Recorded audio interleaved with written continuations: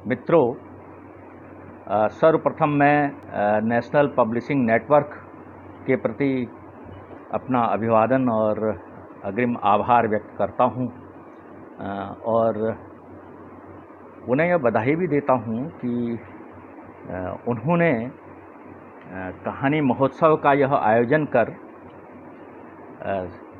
सामाजिक संदर्भ में रचनाधर्मिता को व्यावहारिक धरातल पर लाने का प्रयास किया है। इसके लिए वे निश्चय ही बधाई के पात्र हैं। मित्रों, मेरा मानना है कि रचना जो मूल वस्तुगत स्थितियां, परिस्थितियां हैं, भाव जगत की जो स्थितियां हैं, उनका एक तरह से पुनर्पाठ है, पुनर्रचना है। इस अर्थ में कि हम जो उम्र जीते हैं, दरअसल वह हमारी स्मृतियों का कोश है, स्मृतियों का इतिहास है। हम कहा जाए कि अपनी उम्र में, अपने जीवन में, अपने समाज के लिए अपने हिस्से की स्मृतियां दर्ज करते चले जाते हैं। रचना, चूँकि साहित्य को समाज का दर्पण कहा गया है, लेकिन यह दर्पण बहुआयामी होता है। इसका प्रतिफलन भी गुणात्मक रूप से गतिशील होता है, इस अर्थ में कि रचना केवल सामान्य दर्पण नहीं होता, बल्कि इस दर्पण में अपने भावक के लिए वे संकेत बिंदु भी होते हैं जिनके माध्यम से वह आने वाले भविष्य की ओर अपनी अगली पीढ़ी के लिए कुछ चिन्ह, कुछ संकेत चिन्ह ऐसे छोड़ता है ताकि उसका वर्तमान कुछ बेहतर हो सके। इस अर्थ में हमारा कहानी लिखना, कविता लिखना, उपन्यास लिखना या किसी भी विधा में, वो चाहे चित्रकारिता हो, चाहे नृत्य हो या चाहे विज्ञान की शाखाएं हो, किसी भी विधा में किया जाने वाला रचनात्मक कार्य अपने वर्तमान की परख तो करता ही है, भविष्य की उज्ज्वलता के लिए नए सोपान भी तैयार करता है।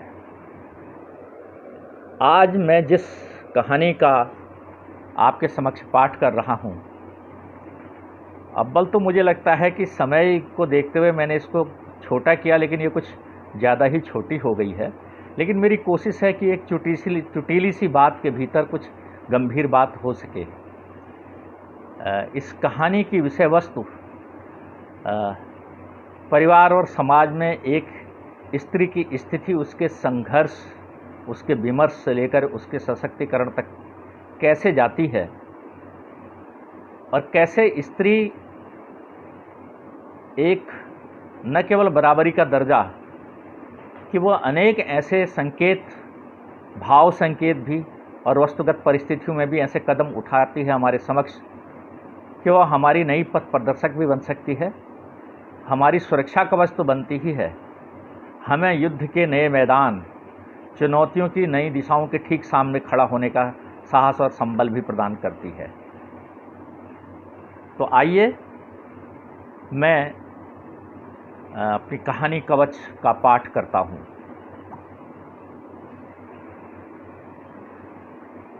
कहानी का शीर्षक है कवच। बीड़ी फेंकिए, बस में बैठी महिला ने पीछे की सीट पर बैठे मधुसूदन को तीखे स्वर में टोका। क्यों भाई, तुम्हें दिखाई नहीं देता क्या? सामने इतना बड़ा बड़ा लिखा हुआ है कि बस में बीड़ी पीना सख्त मना है। महिला के बगल में बैठे उसके पति ने भी टोका। मधुसूदन शर्म से गड़ गया। माफ़ कर दें, अब नहीं होगा। मैंने बंडल, लाइटर दोनों बाहर फेंक दिए हैं। मधुसूदन ने हाथ जोड़ दिए। सहसा महिला के पति को प्यास महसूस हुई। उसने पत्नी से पानी की बोतल मांगी। पानी की बोतल बैग से निकालते वक्त महिला सतर्क थी, किंतु तब भी उसके पति की नज़र साड़ी के उस हिस्से पर पड़ ही गई जहां बीड़ी की चिंगारी से 3 छोटे छोटे छेद हो गए थे। उसे गुस्सा आ गया। उसने पत्नी से पूछा, क्यों, यह साड़ी कब जला ली? पत्नी घबरा गई। उसने संयत होते हुए बहाना बनाया, दरअसल जब हम लोग थ्री व्हीलर से उतर रहे थे तब बगल वाले थ्री व्हीलर में बैठे एक आदमी ने अपनी सिगरेट झाड़ी तो चिंगारी साड़ी पर भी गिर गई। मैंने देख लिया था, लेकिन डंडा सा लग रहा था। सोचा कहीं उल्टा झगड़ा न कर बैठे। मैं चुप रह गई। तब उसने पत्नी का हाथ सख्ती से पकड़ते हुए पूछा, सच सच बता, साड़ी कब जली? थ्री व्हीलर वाले की सिगरेट से या फिर इसी बस में? सहमति हुई।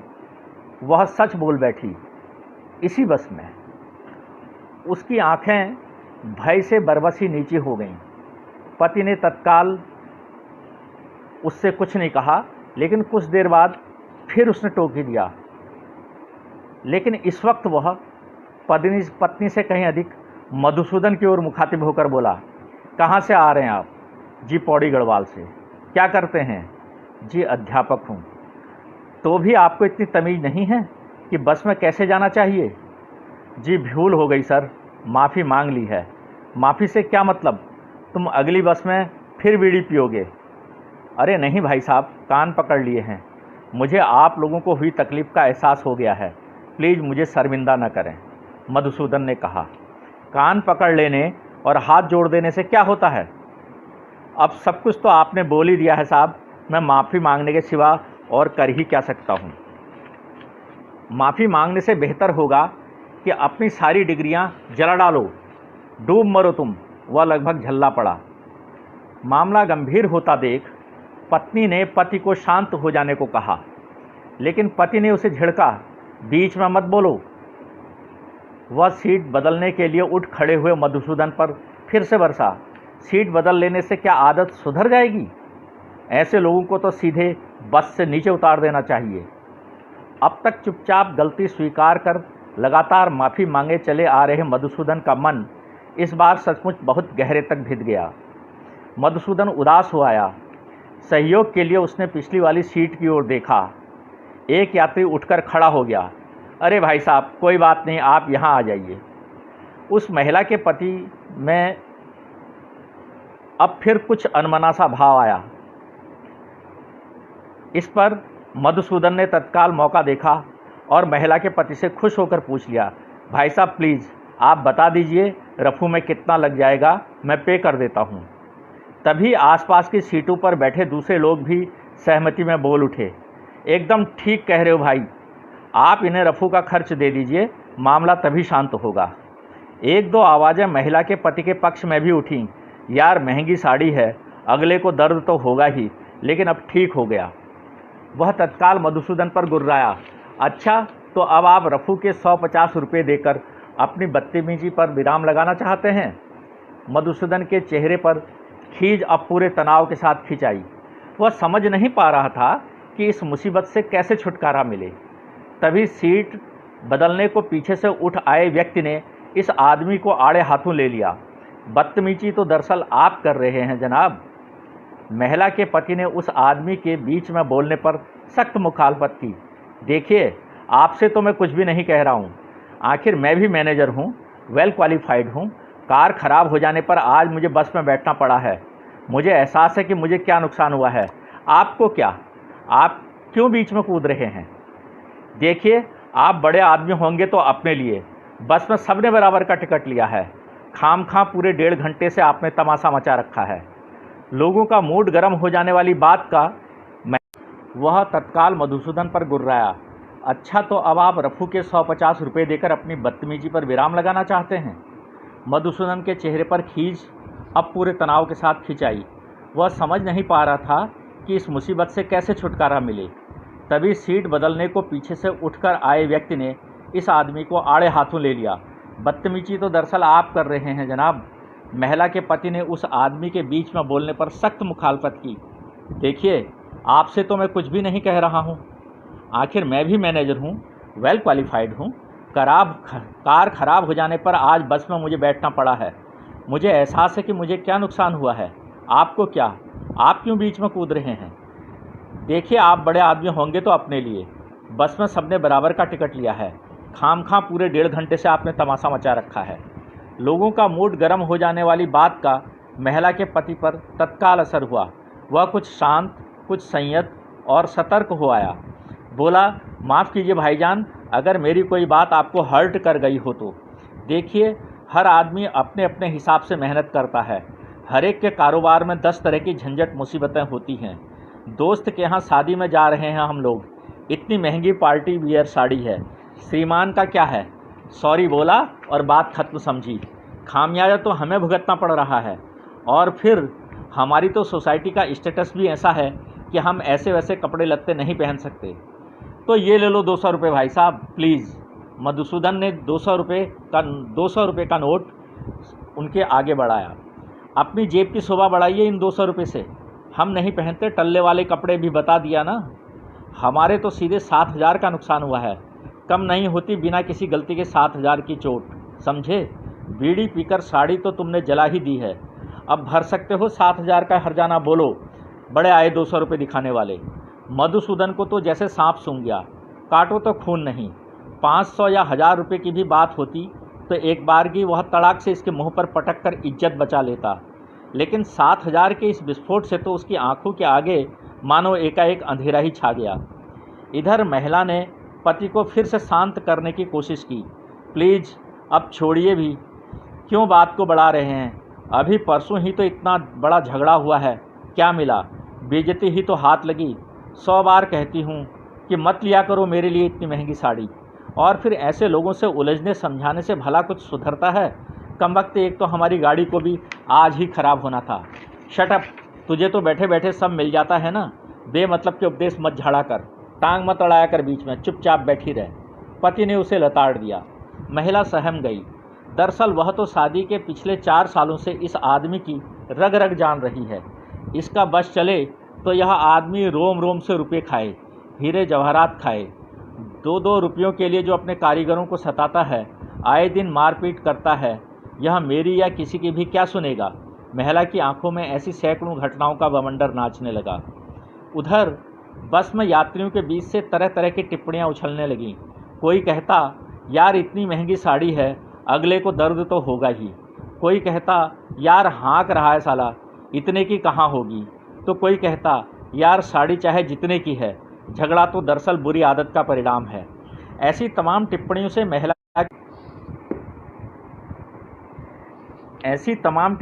महिला के पति को जैसे बल मिल गया। वह अपने नुकसान और पीड़ा का भी जोड़कर कुल हर्जाने को वसूलने की तरकीब सोचने लगा। इधर मधुसूदन कुछ और ढीला पड़ गया। बोला, भाईजान रफू तो आप कराएंगे ही, तो सोचता हूँ कि अब 400 रुपये में तो पक्का हो ही जाएगा। ये लीजिए पूरे 400 रुपये और बात खत्म। लेकिन महिला के पति का हृदय तो पिघला ही नहीं, वह टस से मस न हुआ। वह उसी खींच के साथ बोला, गंवार तो तुम हो नहीं, पढ़े लिखे हो, मास्टर हो, तो तुम्हें ऐसी ओछी हरकत नहीं करनी चाहिए। इतना नुकसान किया है तो उसका सही सही एहसास भी करो।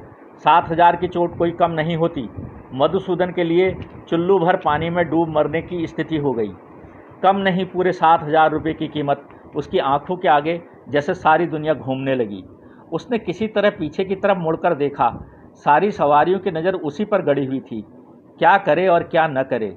पानी नाक के ऊपर बढ़ा जा रहा है। करो या मरो की स्थिति आ गई थी।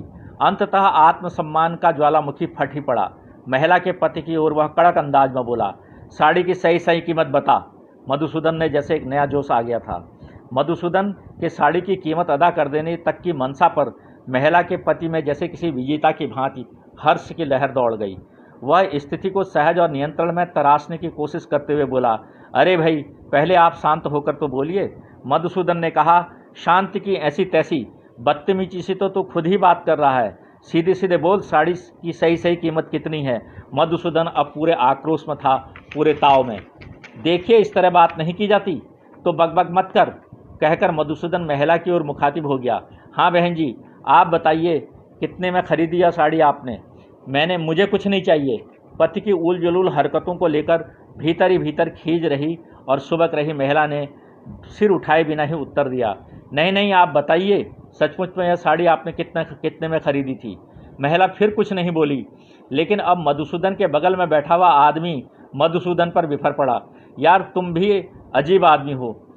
पिछले 2.5-3 घंटे से जब यह आदमी लगातार तमाशा मचाए तुम्हारी बेइज्जती कर रहा है, अपने मुंह से वह साड़ी की 7,000 की कीमत बार बार कर रहा है, तो अब इसमें दोबारा तिबारा पूछने की क्या ज़रूरत है? और वह भी तुम मैडम से पूछ रहे हो जो कि चुप बैठी हैं। सहसा मधुसूदन की सीट के ठीक पीछे वाली सीट पर बैठे यात्री की आवाज़ भी गूंज उठी। हाँ भैया, अगर हैं तो पटक दो साले के मुंह पर। 7,000 रुपये की ही तो बात है, इज्जत से बढ़कर थोड़ा ही है। जिंदगी बनी रहे, आदमी जाने कितना कमाता गवाता है। इस ताबड़तोड़ बहस ने पूरी बस को उत्तेजना से भर दिया। लगभग सभी यात्री मधुसूदन की ओर थे। मधुसूदन भी यह सब देखकर अपनी कमजोरी पर जैसे विजय पा चुका था। आत्मसम्मान जीवन का सबसे बड़ा मूल्य है, उसने सोचा। शर्ट के ऊपरी बटन खोले और 7,000 रुपये की पूरी 7 गड्डियाँ उसने दन्न से इस आदमी के गोद में पटक दी। समूची बस मधुसूदन के इस इतने बड़े साहसपूर्ण कदम पर जैसे गर्व से भर उठी। पूरी बस में जैसे नया जोश आ गया। आलम यह था कि जो थोड़े बहुत लोग मधुसूदन से बीड़ी पीने की लापरवाही पर उसे कोंच रहे थे, वे भी अब उसके धैर्य और साहस पर उसे बधाई देने लगे। साथ ही महिला के पति को सभी लोग एक स्वर में, कभी काइयाँ, कभी बदमिजाज, कभी घमंडी, कभी पैसों का कीड़ा जैसे तमाम उलाहने देने लगे। साड़ी की मुँह मांगी कीमत पाकर तो महिला के पति की आंखों में जैसे चमक ही लौट आई थी।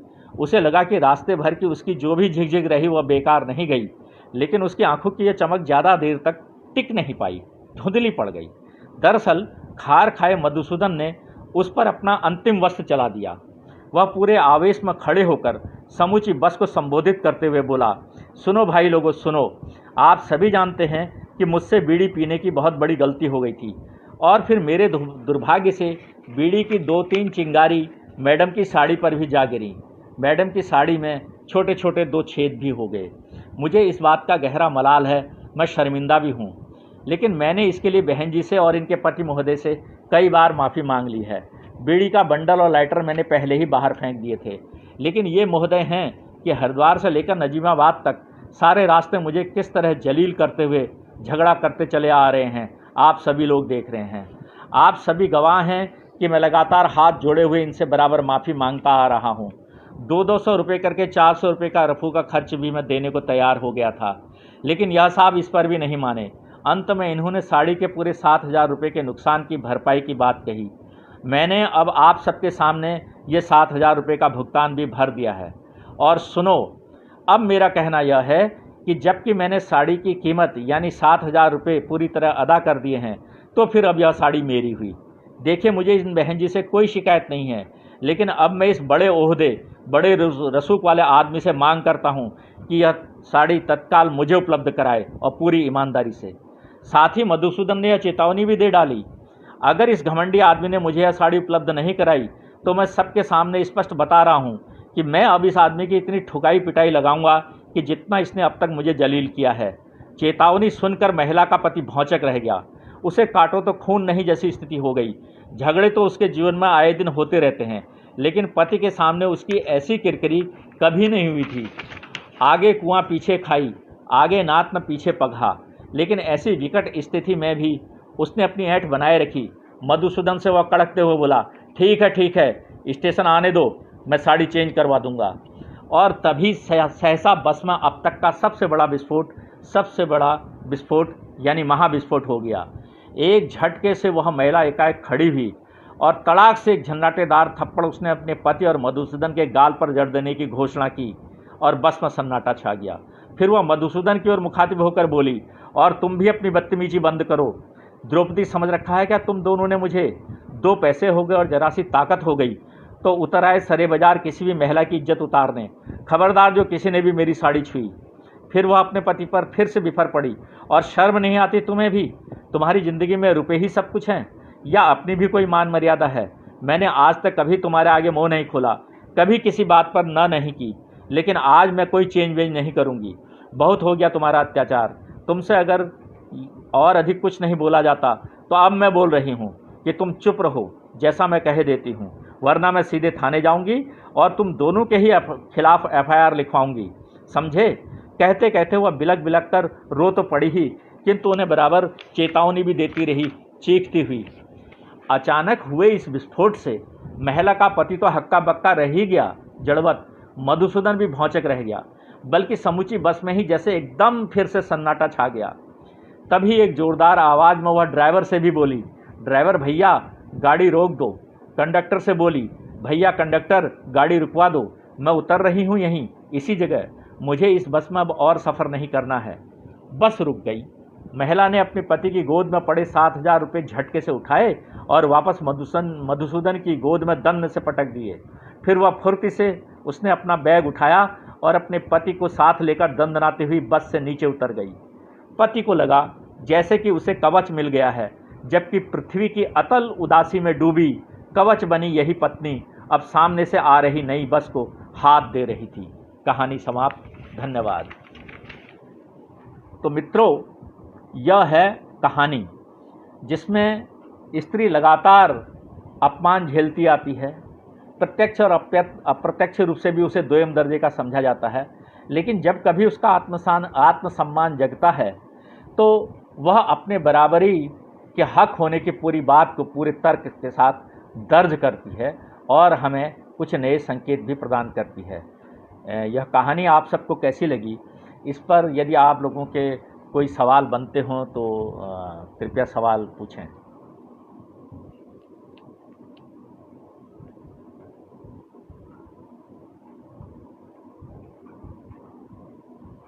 मित्र लोगों से मेरा आग्रह है, यदि किन्हीं को कोई सवाल पूछना हो। बहुत सारे मित्रों ने बीच में अपने प्रतिक्रियाएं व्यक्त की हैं, कहानी को दिलचस्प कहा है कुछ मित्रों ने, तो मैं इन सभी के प्रति बहुत ही आभार व्यक्त करता हूं। बीच में 2 बार ये डिस्कनेक्ट हो गया थोड़ा, क्योंकि मैं थोड़ा तकनीकी तौर पर अनाड़ी आदमी हूं और बच्चों की सहायता के अलावा मैं 2 कदम भी आगे नहीं बढ़ पाता हूं। इस कहानी बहुत लंबी थी लेकिन मैंने इसे सोचा कि समय के भीतर इसमें समाप्त करने के अलावा कुछ बात भी हो सके, तो इसलिए मैंने इसको काफ़ी छोटा कर दिया था। लेकिन अगर आप लोगों के इस पर भी सवाल बनते हों तो मैं आपसे बात करना चाहूँगा। मेरा मुख्य उद्देश्य स्त्री विमर्श को खड़ा करना रहा है, तो इस दृष्टि से यह कहानी लिखी गई। आप लोग अगर कोई सवाल किन्हीं का कोई बनता हो तो कृपया पूछें। धन्यवाद वंदना जोशी जी, धन्यवाद श्रद्धा श्रीवास्तव जी, धन्यवाद राकेश तिवारी जी, आप तो मेरे अग्रज हैं और आपसे तो मैं प्रेरित होता हूं। मनीष वैद्य जी, बहुत बहुत आभार। कल आपने फुगाटी का जूता बहुत ही लाजवाब कहानी सुनाई थी। दरअसल राकेश तिवारी जी ने ही इस कहानी महोत्सव की इतनी सुंदर शुरुआत की कि इस सुंदरता को उन्होंने थोड़ा गंभीर भावबोध भी दे दिया, और यह जो गंभीर भावबोध राकेश तिवारी जी ने दिया, उसके आगे के कतार में जितने भी कथाकार अब तक आए हैं सब ने उसे मेंटेन करने की पूरी कोशिश की है। मैं एकेडमिक पब्लिशिंग नेटवर्क का एक बार पुनः आभार व्यक्त करता हूं कि उन्होंने यह कहानी महोत्सव आयोजित कर कहानी के मंच को और विस्तार दिया, एक नया फलक दिया और मुझे यह मौका दिया। मैं आप सबके प्रति बहुत आभारी हूँ, लेकिन मैं चाहता यह हूँ कि दरअसल इस बचे हुए समय में कुछ बातचीत की जाए, तो हम अपने कार्यभार तय करें। दरअसल मेरा बहुत स्पष्ट मानना है कि मैं केवल बैठे ठाले के लेखन को थोड़ा अधूरा मानता हूँ। मुझे लगता है जिस तरह की स्थितियाँ आज समाज के बीच में हैं, हमें अपने समाज में जो कुछ भी घटित हो रहा है केवल पात्र नहीं देखने हैं, हमें उनमें मनुष्यता देखनी है और इस मनुष्यता के लिए उनके साथ भी खड़ा होना है। इसलिए मैं कुल मिलाकर सकर्मक रचना धर्मिता का आग्रह करता हूं सबसे, और स्वयं मैं इस पर प्रस्तुत होने की पूरी कोशिश करता हूं। तो एक बार पुनः आप सबको मेरी ओर से बहुत बहुत आभार। तो इसी के साथ मैं आपको नमस्कार करता हूं और एक बार पुनः मैं नेशनल पब्लिशिंग नेटवर्क के प्रति आभार व्यक्त करता हूं। नमस्कार।